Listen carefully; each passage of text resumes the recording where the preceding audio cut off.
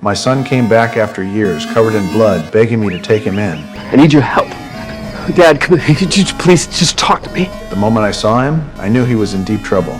But the truth turned out far worse than anything I'd imagined. After we cut ties all those years ago, Miles had built a new life. He had a wife now, and a 16-year-old daughter named Kelly, my granddaughter. Kelly met a 32-year-old thug online. They met several times, and she ended up pregnant. When Miles found out, he was furious. He went after the man just to teach him a lesson.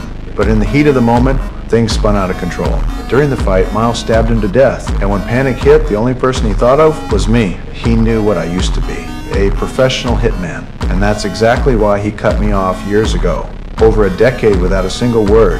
When he pulled the bloodstained knife from his pocket, I knew my choice was made. I had to help him. The good news was I'd done this kind of cleanup before. The bad news, I'd just been diagnosed with Alzheimer's. My memory was slipping fast, and time was no longer on my side. Before I lost myself completely, I had to protect my son one last time. Step 1, make him clean up. I told him to shower, scrub every inch of his body, even under the nails. Then go home, act normal, pretend nothing ever happened. After he left, I went to the crime scene myself. The place was a mess, blood splattered everywhere. I could see how wild Miles must have been in that moment. His fingerprints were all over the place.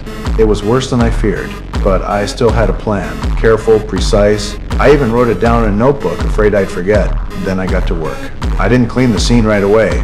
Instead, I drew some of the victim's blood with a syringe, pulled a few strands of his hair with pliers. Then I knocked out the guard in the security room, deleted the footage showing Miles entering the building. After that, I went home. I carefully stored the glass my son had touched in the freezer, wiped the knife clean, and washed his blood-stained clothes. Phase 1 was done. Then I met up with an old friend, someone I trusted. I needed someone to remind me in case my memory failed. He agreed without hesitation. Meanwhile, the police were already on the case. They said it didn't look like a robbery. They'd have to analyze the DNA to learn more. The next morning, I took the frozen blood and smeared it onto Miles's clothes. But then I froze mid-action, lost in a fog. I couldn't remember what came next. Even the notebook slipped my mind. Then my friend called. His timing saved me. His voice pulled me back. I found the notebook again and forced myself to keep going. I poured pepper over the glass Miles had used, lifted his fingerprints with tape, pressed them onto the fruit knife. Then I smashed the glass, wrapped the pieces together with the bloody towel Miles brought. Later, I met with Miles again. I told him the police would soon find Kelly through chat logs. I told him to stay calm no matter what he heard. Say his hand injury came from broken glass at my place. He looked confused, but I didn't explain. After we parted, I followed him home. I didn't even know where he lived until that night. Over 20 years since we'd last seen each other. I'd never even met my granddaughter before. When they left the house the next morning, I slipped inside, hid the fruit knife in the air vent, left the screws loose so it'd be found easily. Then I stuck some hair on Miles's clothes and tossed those blood-smeared clothes into a nearby dumpster. Most of my plan was complete. All that was left was timing. But there was one more thing I needed to do.